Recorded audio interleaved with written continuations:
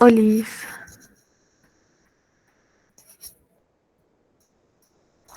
Olis. Hola. bueno, lo siento, nos atrasamos un poquito, tuvimos unos problemas técnicos. Ok, Dani y yo vamos a estar explicándoles un poquito sobre el sistema linfoide. La verdad que no vamos a profundizar demasiado esta vez, se le va a tocar a ustedes, pero vamos a centrarnos más en lo que sería la parte, ¿cómo se llama? En la parte práctica ahora, cómo reconocer a los órganos y demás. Dani.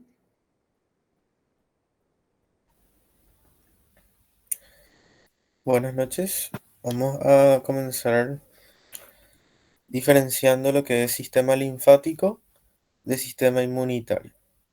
El sistema linfático corresponde a todos los órganos, a todas las estructuras y a todas las células que integran al sistema linfático.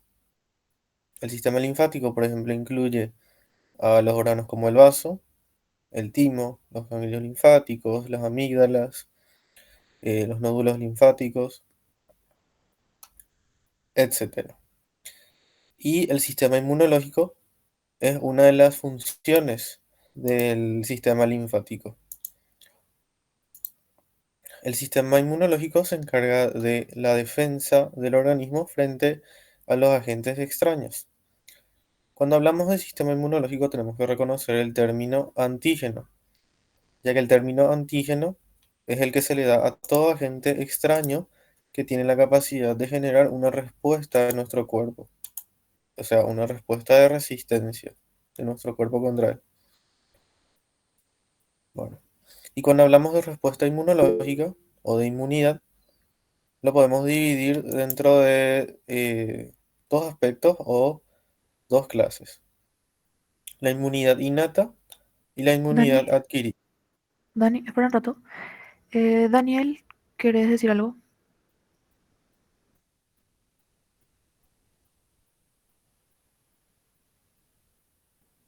Ese de su celular nomás se levanta todo. Ah, está bien. Continúa Ah, nomás, Dani. bueno. Siguiendo con el tema, encontramos la inmunidad innata y la inmunidad adquirida. ¿Cómo diferenciamos ambas?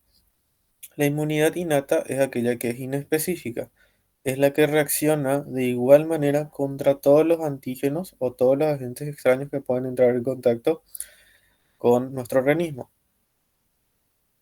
La inmunidad innata es aquella con la que nacemos y es la que viene de forma predeterminada en el organismo al nacimiento. Y dentro de la inmunidad innata podemos ver lo que serían las barreras físicas y químicas del organismo, como por ejemplo, la piel corresponde a una barrera física que forma parte del sistema inmunitario, ya que impide que el medio externo entre en contacto con nuestro medio interno.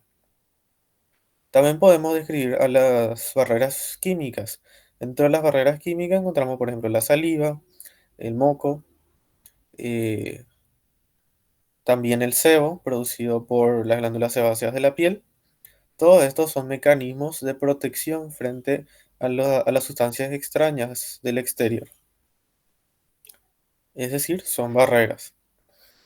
Y aparte de ella encontramos la respuesta inflamatoria, que ya corresponde a las diversas células que conforman parte del sistema inmunitario, pero del sistema inmunitario podemos destacar en la inmunidad innata a, por ejemplo, los granulocitos como los eosinófilos, los basófilos y los neutrófilos como parte de esta inmunidad innata, ya que estos no tienen la capacidad de reconocer en sí a cada uno de los antígenos, sino que ellos atacan de forma inespecífica, atacan por simplemente ser extraños, no por reconocerlo como de algún tipo específico.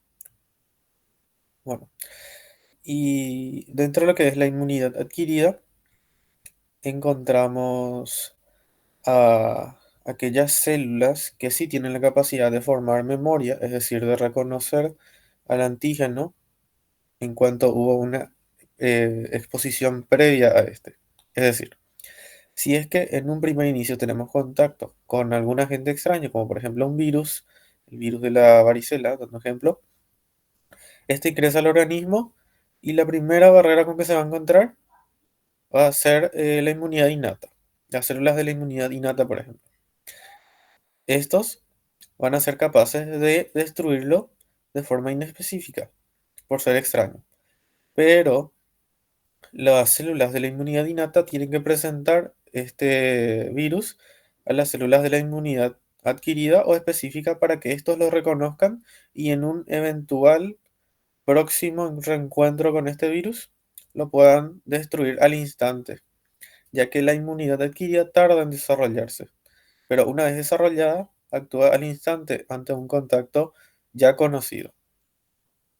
Y a la inmunidad adquirida la podemos dividir de nuevo en dos: la inmunidad celular y la inmunidad humoral. La inmunidad celular es aquella que está mediada por los linfocitos T y la inmunidad humoral es la que está mediada por los linfocitos B, que son los productores de anticuerpos. Siguiente. Bueno, la primera línea de defensa siempre va a ser la inmunidad innata. Como ya mencioné, está formada por barreras físicas, químicas, está formado por los fagocitos como los macrófagos, los neutrófilos, los monocitos, los eosinófilos, basófilos y también por los linfocitos NK. Y dentro de la inmunidad adquirida encontramos a los linfocitos B y los linfocitos T, que tienen la capacidad de memoria, es decir, de volver a reconocer en un futuro si es que existe otro contacto con el mismo antígeno. Siguiente.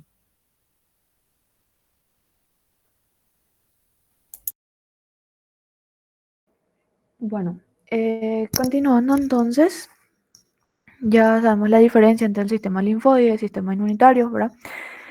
Entonces el sistema linfoide está formado por las células, los tejidos que forman los órganos, que se encargan de vigilar a la superficie del cuerpo y los compartimentos líquidos internos, ¿verdad? Dani ya les explicó esta parte, ¿verdad? Que reaccionan ante la presencia de moléculas nocivas, ¿verdad? Son los que serían los antígenos. Bueno, el sistema linfoide está formado por dos tipos de células. Tenemos los linfocitos y las células de sostén. Los linfocitos se dividen en linfocitos T, linfocitos B y linfocitos NK. Pero esta vez vamos a estar centrándonos más en lo que serían los linfocitos T y los linfocitos B. De las células de sostén hacen parte todas las demás células que están en la diapositiva ahora: los plasmocitos, los monocitos, las células dendríticas, mastocitos y demás. Eh, Ellos tienen dos funciones, ¿verdad? Algunas son APC, o sea, células presentadoras de antígenos, serían los monocitos, las células dendríticas y los macrófagos.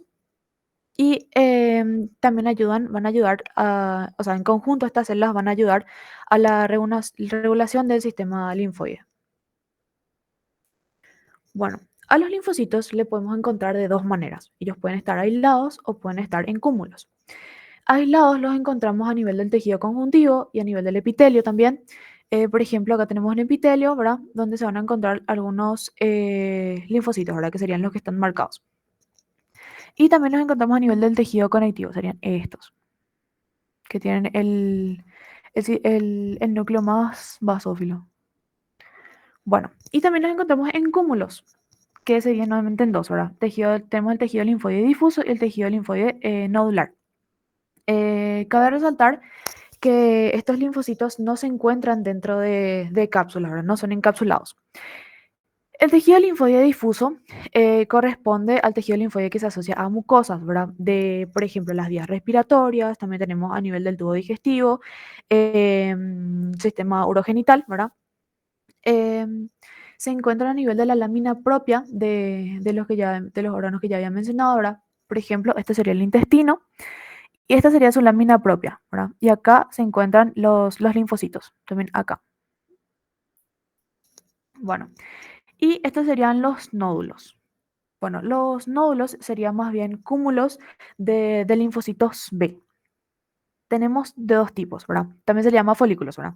Tenemos los folículos primarios y los folículos secundarios. Los folículos primarios corresponden a linfocitos B que son inmaduros. Ellos aún no fueron expuestos ante un antígeno, ¿verdad? Tienen una sola coloración, son tipo basófilos y ya no se diferencian. Sin embargo, los folículos secundarios se diferencian en un centro germinativo y el casquete también se le llama manto o corona, ¿verdad? Bueno, a nivel del centro germinativo se encuentran los linfocitos B, que ya se encontraron alguna vez, o sea, ya se encontraron con algún antígeno, ¿verdad? Con algún agente patógeno y ya desarrollaron memoria, ¿verdad? Y el casquete sería donde se encuentran los mismos linfocitos B, pero aún inmaduros, en su estado inmaduro. Cabe resaltar que hay mayor cantidad de folículos secundarios que primarios. Bueno, con respecto a los órganos linfoides, tenemos órganos linfoides primarios y órganos linfoides secundarios. Los órganos linfoides primarios son solamente dos. Esto tiene que recordar porque suele aparecer en parcial. Bueno, tenemos que son la médula ósea y el timo. La médula ósea es donde se desarrollan tanto los linfocitos B como los linfocitos T.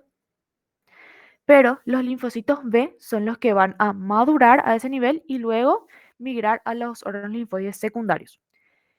Y los linfocitos T se van a desarrollar nada más en la médula ósea, luego ellas migran al timo y ahí ellos maduran. Y de ahí migran nuevamente a los órganos linfoides secundarios. Los órganos linfoides secundarios son los ganglios linfáticos, tenemos el vaso y el MALT, ¿verdad? El MALT sería, ¿sí, Stephanie? Quería preguntar, vos mencionaste que los linfocitos B maduran en la médula ósea. Sí, Está bien, ellos, gracias. ya. Bueno, sí, los linfocitos B maduran a nivel de la médula ósea y los linfocitos T a nivel del timo. De ahí el nombre T, timo. Bueno, y después migran a los órganos linfoides secundarios. Bueno, continuando entonces, los órganos linfoides secundarios son los ganglios linfáticos, vasos, MALT. El MALT corresponde al tejido linfoide difuso que se relaciona con la mucosa que ya había mencionado. Sería esto, ¿verdad? De las vías respiratorias, de las vías digestivas y demás. En esos lugares tienen diferentes denominaciones, pero todos son tejido linfoide asociado a mucosa. Bueno, después tenemos que los nódulos van a estar acumulados y forman las amígdalas, también forman las placas de Peyer que se encuentran principalmente a nivel del ilion, ¿verdad? También forman los cúmulos a nivel del apéndice y también en el intestino delgado y grueso. Ahora Dani les va a explicar más sobre el timo.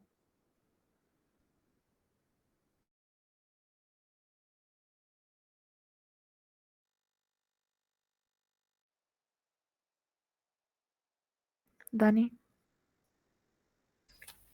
Sí, bueno. El timo es un órgano linfoide primario.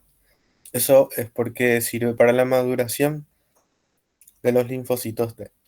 Es decir, sirve para la educación de los timocitos. Los timocitos es el nombre que se le da a los linfocitos T en su estado inmaduro.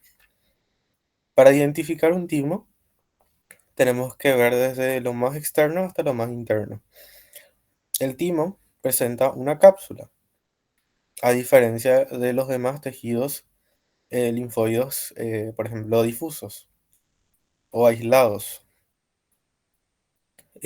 También se puede subdividir en lóbulos. Estos lóbulos están separados por la cápsula que envía trabéculas a través del parénquima y lo divide en lóbulos. El lóbulo a su vez se subdivide en lobulillos y el lobulillo a su vez se puede subdividir en una corteza, como en la imagen podemos observar, corresponde a la parte más basófila y la parte central, la zona más clara, corresponde a la médula del timo. Una cosa acá para destacar es que el timo no está compuesto por nódulos o folículos. ¿Por qué? Porque no está en su parénquima, no está ocupado por los linfocitos B, ya que los linfocitos B son los que forman los nódulos o folículos. Como el timo está formado mayormente por linfocitos T, no está formado por folículos. Por eso en las imágenes no podemos observar folículos en su estructura histológica. Siguiente. Bueno, el timo está bien desarrollado a nivel de la infancia, pero luego, una vez que se llega a la adultez, este empieza a llenarse de tejido adiposo e involuciona. Va perdiendo su función a medida que pasan los años, pero esto no significa que pierda totalmente su función, sino que simplemente eh, reduce su capacidad funcional. Siguiente. Siguiente. Acá podemos observar la microfotografía óptica del timo en un niño. Como vemos, está rodeado por una cápsula. La cápsula envía trabéculas que divide a los timos en lóbulos. Y ya no podemos mostrar los lóbulos.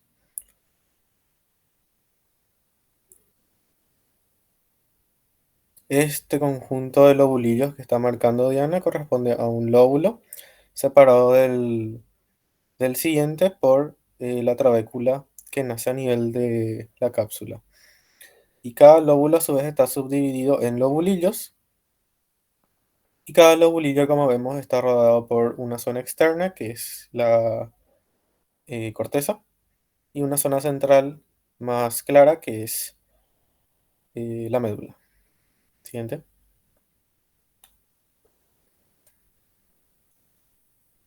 Eso corresponde a la médula. Y eso a la corteza. Bueno, el tejido del timo lo podemos organizar en dos. En un tejido de sostén o estroma, que está compuesto por células epitelio-reticulares. Estas células epitelio-reticulares se enumeran del 1 al 6. A su vez, también podemos encontrar los macrófagos y las células dendríticas. Y dentro de lo que sería el parénquima, es decir, el tejido con función en el timo, corresponde a los timocitos inmaduros o linfocitos T en desarrollo. Una característica de estas células epitelio-reticulares es que van a servir para la educación de los timocitos a través de su paso por las distintas estructuras del timo. Siguiente. En la corteza podemos encontrar 3 de las 6 células epitelio-reticulares. Del 1 al 3 las encontramos en la corteza, células epitelio-reticulares de tipo 1, tipo 2 y tipo 3. Y también los macrófagos. ¿Para qué? Bueno, en este punto es la parte más crucial de lo que es la educación de los timocitos, ya que los timocitos tienen que atravesar etapa por etapa cada una de las células epitelio-reticulares, ya que estas células epitelio-reticulares les van a presentar ciertos antígenos para que las células T las reconozcan o como propias o como extrañas. Y estos van a servir como pruebas que tienen que atravesar y de acuerdo a eso las células del timo van a seleccionar cuáles pueden ser liberados a la corriente sanguínea y cuáles tienen que ser destruidos. Por eso están presentes los macrófagos ahí, ya que los macrófagos se encargan de fagocitar a los linfocitos T eh, que mueren en el proceso de selección, ya que en ese proceso, si es que un linfocito T es incapaz de pasar un examen o una etapa de la educación química, se suicida o sufre apoptosis, como se dice. Y en la médula quedan las 3 restantes células epitelio-reticulares, la de tipo 4, de tipo 5 y de tipo 6. Acá lo característico que tienen que recordar muy bien es que la célula epitelio-reticular de tipo 6 forma los corpúsculos de Hassall, si puedes mostrar, Diana, en la imagen. El corpúsculo de Hassall solamente lo vamos a encontrar en la médula y corresponde a las células epitelio-reticulares de tipo 6 que forman como tentáculos que giran sobre sí mismos, que se rodean sobre sí mismos y forman esos corpúsculos bien eosinófilos, ya que contienen gránulos de querato y alina. ¿Sí, Vanessa? No me quedó claro. Entonces, las células epitelio-reticulares son células presentadoras de antígeno o simplemente compartimentalizan nomás el órgano. También tiene una función de sostén, como mencioné, tiene la función de darle forma al timo y sirven para separar a los timocitos de la sangre también, como vamos a ver más adelante. Y no son consideradas como células presentadoras de antígeno porque no presentan el complejo mayor de histocompatibilidad 2 que sí presentan las demás APC. Por esa razón, no es considerada como célula presentadora de antígeno. No sé si recordás la clase de sanguíneo, de que ya hemos hablado de que las células presentadoras de antígeno presentan, quiero decir, presentan en su membrana el complejo mayor de histocompatibilidad 2. Las células epitelio-reticulares carecen de este, por lo tanto no son consideradas como células presentadoras de antígeno, pero tienen la capacidad de presentar antígeno, pero no son consideradas como APC. No sé si quedó claro ahí tu duda o... Sí, sí, sí. Bueno, siguiente.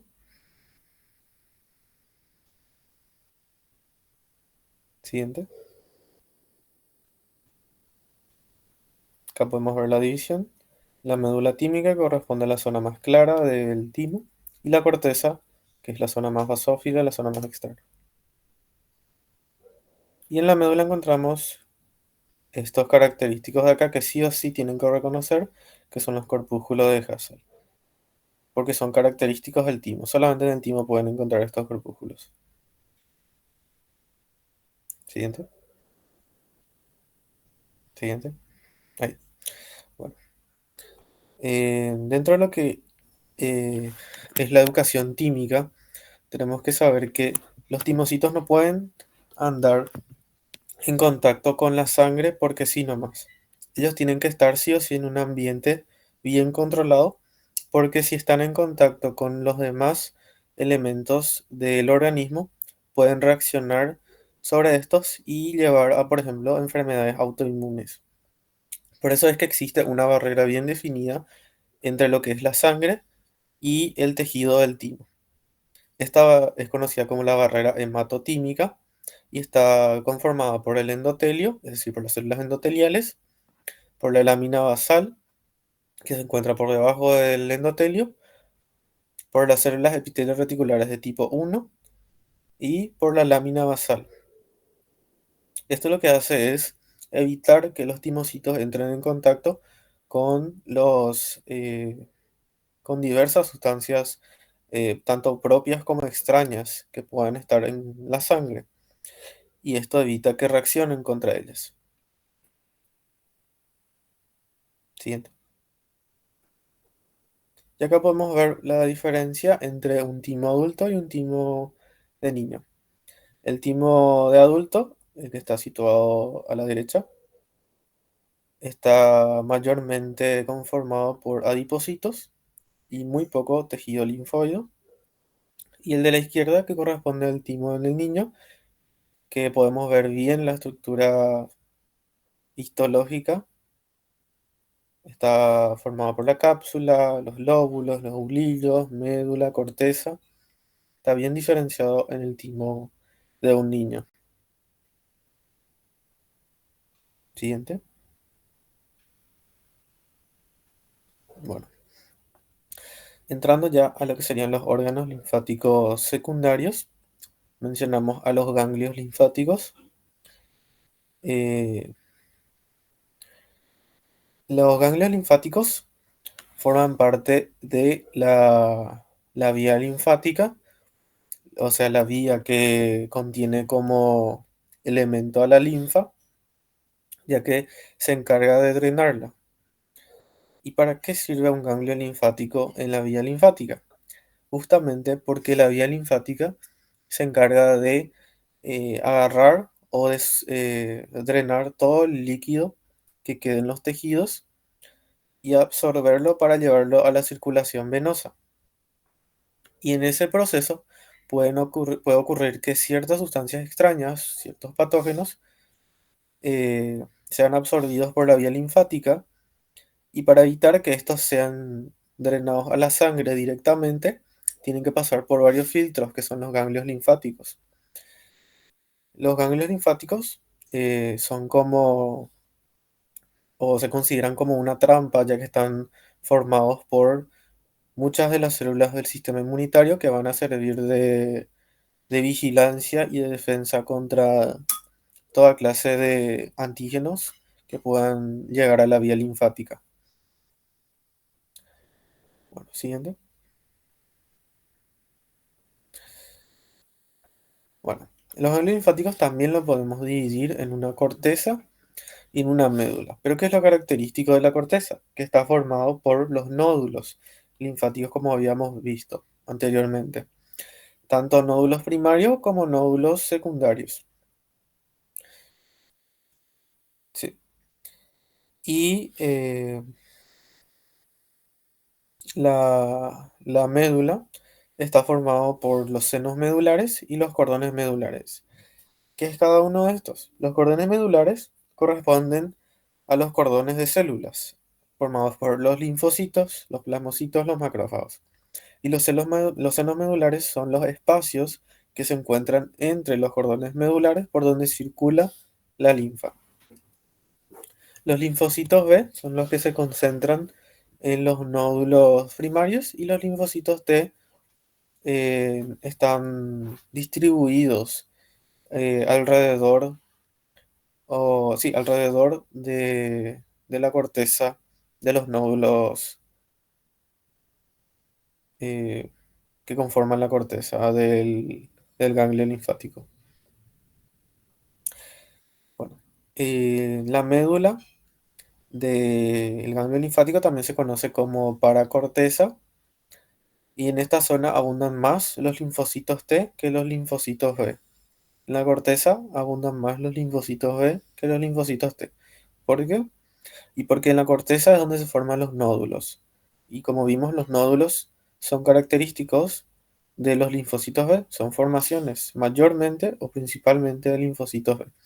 No quiere decir que en la corteza no haya linfocitos T, pero se habla de qué predomina en esa zona. Siguiente. Siguiente. Ahí. ¿Cómo identificamos médula y cómo identificamos corteza? Bueno, la corteza, como vimos, está formada por los nódulos. Y si nos acercamos un poco más, podemos ver varios nódulos en la corteza. Si puedes marcar, Diana.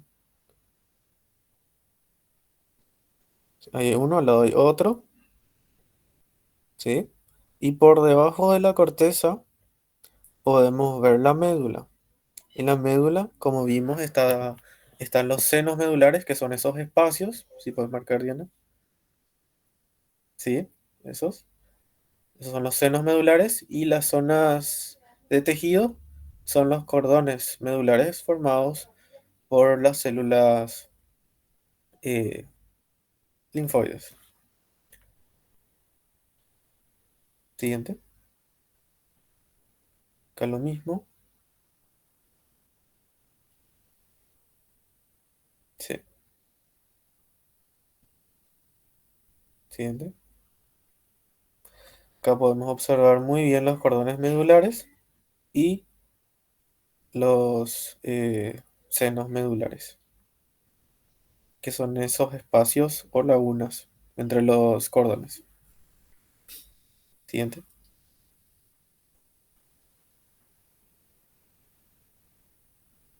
Bueno, los senos medulares no son los únicos espacios que tiene el ganglio linfático. Bueno, vamos a comenzar desde los vasos que ingresan al ganglio hasta los vasos que salen del ganglio. Los vasos que llegan al ganglio son los vasos linfáticos aferentes. Estos van a drenar en los senos subcapsulares. Como vimos, si puedes marcar, Diana, el ganglio linfático está conformado por una cápsula. La cápsula también forma un espacio con la corteza de- del ganglio linfático. En esa zona es el primer lugar donde llega la linfa. Luego de llegar a los senos subcapsulares o corticales, drena a los senos trabeculares, que son los espacios que se sitúan entre las invaginaciones de la cápsula. Y luego de avanzar a los senos trabeculares, avanzan a los senos medulares, que son los que ya vimos que están situados a nivel de la médula del ganglio linfático. Y salen del ganglio linfático la linfa por medio de las vías linfáticas eferentes, el del centro. Ese es el eferente. Siguiente. Mencionar por otra vez uno por uno porque creo que marqué mal. Así puedo citando nomás. No, marcaste bien, pero voy a citar otra vez. Vías Sí. linfáticas aferentes son las que llegan a nivel de la cápsula, esas de ahí, y drenan en los senos subcapsulares, que son esos espacios entre la cápsula y la corteza del ganglio linfático. Sí. Y luego drenan a los senos trabeculares, que son los espacios que se forman entre las invaginaciones de la cápsula, ¿sí? Que son los que dividen al ganglio linfático. Y de ahí drenan a los senos medulares, que son los espacios situados en la médula del ganglio linfático. Sí. Y de ahí pasan a las vías linfáticas deferentes, es decir, salen del ganglio linfático. Ahora sí. Sí. Acá podemos ver una imagen más esquemática. Podemos observar los vasos linfáticos aferentes, los senos subcapsulares. Márcale un poco de senos subcapsulares. Sí, ahí. Los senos trabeculares, ¿sí? Y los senos medulares. ¿Sí? Y salen por medio de eh, las vías linfáticas deferentes. Siguiente.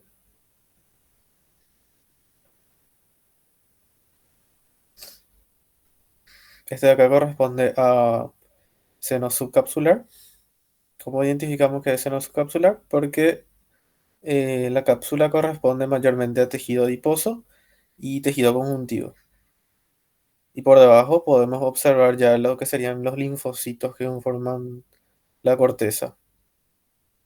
Entonces, ese espacio situado entre la cápsula y la corteza es el seno subcapsular o cortical. Siguiente. Bueno, eh, los ganglios linfáticos, como ya había mencionado, tienen la función de filtrar la linfa eh, y de generar una respuesta inmunológica contra todos esos agentes captados a nivel de la linfa. Siguiente.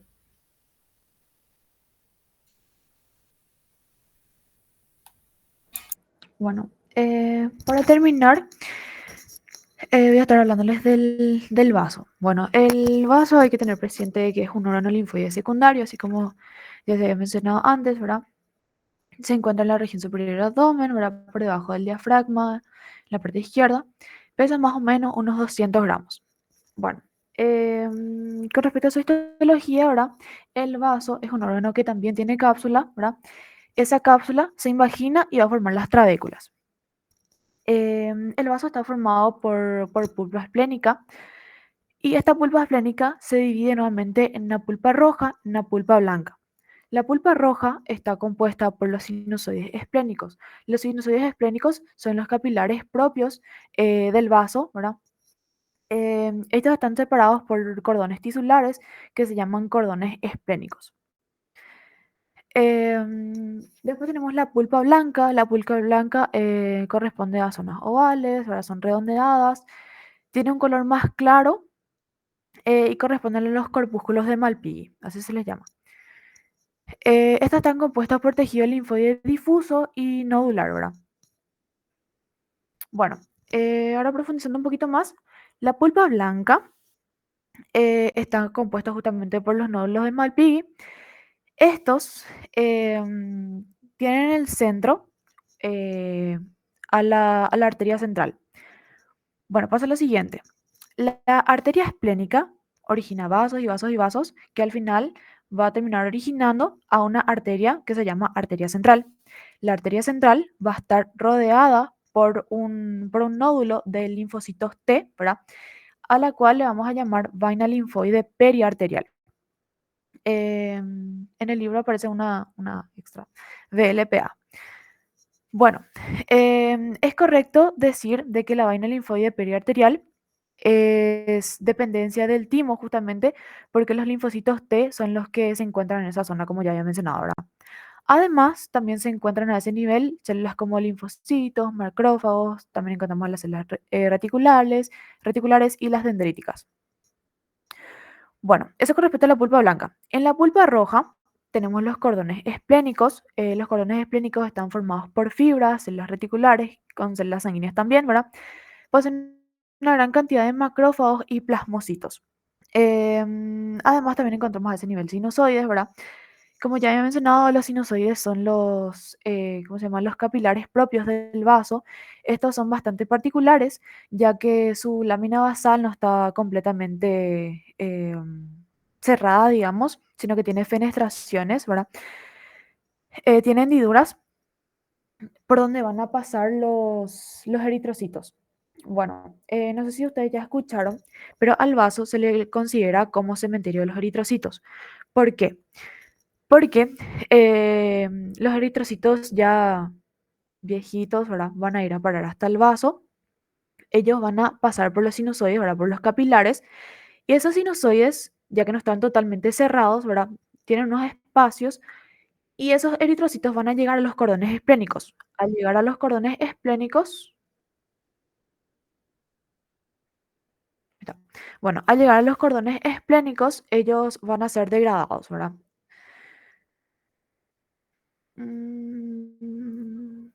Bueno, y acá tenemos la imagen de un vaso, ¿verdad?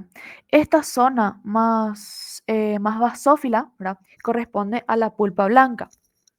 Esto que vemos acá chiquitito sería la arteria central. Y esto que está alrededor corresponde a la pulpa roja. Bueno, la pulpa roja está formada por los sinusoides, que serían estas partes blanquitas, no son adipocitos, son sinusoides, son capilares, ¿no? Y la zona más eosinófila, esta parte llena de células, corresponde a lo que serían ¿cómo se llama? Los cordones esplénicos. Bueno, esta sería la pulpa roja. Y esta sería la pulpa blanca. Esta sería la vaina linfática periarterial, ¿verdad? Con la arteria central, como ya había mencionado. Acuérdense que acá hay muchos linfocitos T. Y acá justamente marca la vaina linfática con la arteria. Acá nos vemos nuevamente el vaso, ¿verdad? Esta sería la cápsula. Y acá vemos las trabéculas. No se ven de forma continuada justamente por el corte nada más. Acá tenemos más trabécula, más trabécula. Bueno, y acá tenemos pulpa roja. Todo esto sería pulpa roja. Y estos que son más, estos nódulos basófilos corresponden a la pulpa blanca, donde en el centro más o menos debería estar la arteria central. Por acá no se puede ver muy bien. Bueno, acá tenemos nuevamente la cápsula, ahora acá se ve mejor. Acá tenemos la pulpa roja con los sinusoides y también los... Ay, siempre me olvidó el nombre.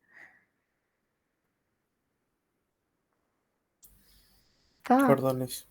Los cordones, sí. Los sinusoides y los cordones. Y acá vemos una trabécula. Una parte de una trabécula. Bueno, en esta imagen podemos ver a la arteria central acá, ¿verdad? Esta parte más basófila corresponde a la pulpa blanca y esta parte más eosinófila corresponde a la pulpa roja. Ah, por cierto, se le llama pulpa roja también porque ahí se van a encontrar los eritrocitos. Hay gran cantidad de eritrocitos.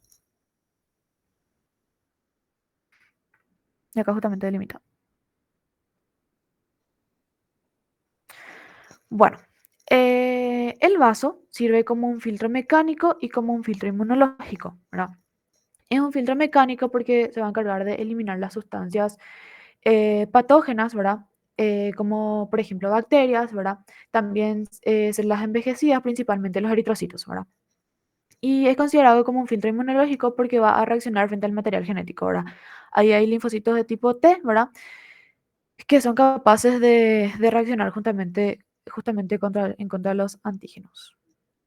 Y eso sería todo. ¿Tienen alguna duda, algo que no quedó claro, algo que quieran que volvamos a repetir?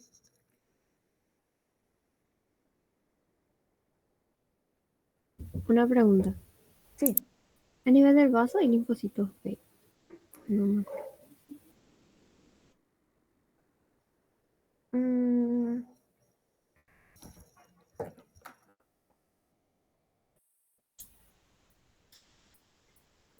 ¿Puedes repetir tu pregunta? a En nivel el del vaso hay linfocitos B. Sí, sí. Ujú. Gracias. Bueno. Nosotros le vamos a pasar la diapo. Esta es la diapo del doctor, no es una diapo que hicimos nosotros. Ujú. Pero traten de profundizar un poquito más. Por cierto, la pregunta de Vane sobre los linfocitos B, si hay linfocitos B a nivel del vaso y en el libro menciona específicamente dónde es. Pero no les quiero decir ahora porque les mentiría.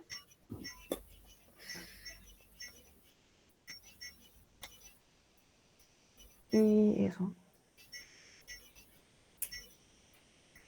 El jueves van a hablar mejor con Yami. Él les va a Ujú. profundizar muy bien. Nosotros como para que tengan ya una idea de lo que van a ver el jueves, así no aprenden todo de una antes de su entrega. Sí, les adelantamos un poquito nada más. Muchas gracias, en serio, por su tiempo. De nada, Sin chicos. problema. Buenas noches. Chao. Gracias. Chao. Buen Gracias. Ay, estudio. ya. Ay, Gracias. Gracias. ya saqué foto de la asistencia, así que pueden irse. Gracias.